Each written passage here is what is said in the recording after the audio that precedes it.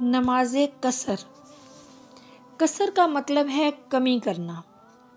کمی سفر کی وجہ سے کرنا، یعنی جب ہم ایک جگہ سے کسی دوسری جگہ جاتے ہیں یا ہم ایک ملک سے دوسرے ملک جاتے ہیں تو ہم نماز قصر سے پڑھ سکتے ہیں۔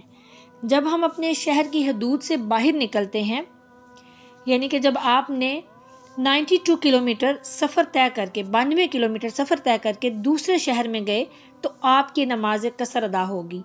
اور اپنی شہری حدود سے باہر نکلنا ہے اور دوسرا ارادہ ہو، یعنی ارادہ ہو کہ شہری حدود سے باہر جانا ہے اور دوسرا ارادہ ہو کہ 92 کلومیٹر دور جانا ہے، ان دونوں چیزوں کا اس نماز کے لیے ہونا ضروری ہے۔ اگر آپ سفر کے لیے اپنے گھر سے نکلیں اور اپنی شہری حدود میں ہیں اور اذان ہو گئی تو آپ کو پوری نماز ادا کرنی ہوگی، یہاں پہ بھی نماز قصر نہیں ہوگی۔ نماز قصر یہ ہے کہ تخفیف کرنا، یعنی ہر فرض نماز میں 4 رکعتوں کو 2 کر کے پڑھنا۔ مثلا ظہر کی نماز کے 4 فرض ہیں تو وہ 4 نہیں ادا ہوں گے، 2 ادا ہوں گے۔ عصر کی نماز کے 4 فرض ہیں تو وہ بھی 4 ادا نہیں کیے جائیں گے، 2 ادا کیے جائیں گے۔ اسی طرح عشاء کی نماز کے 4 فرض ہیں تو وہ 2 ادا کیے جائیں گے، 4 نہیں ادا کیے جائیں گے۔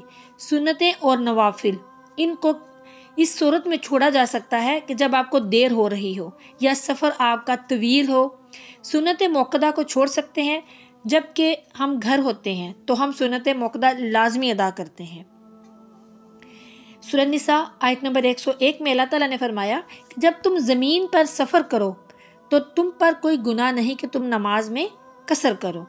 نماز قصر کا حکم اللہ تعالیٰ نے قرآن پاک میں بھی دیا ہے، تو اب لازم ہے جب بھی سفر پر جائیں تو نماز قصر ادا کی جائے۔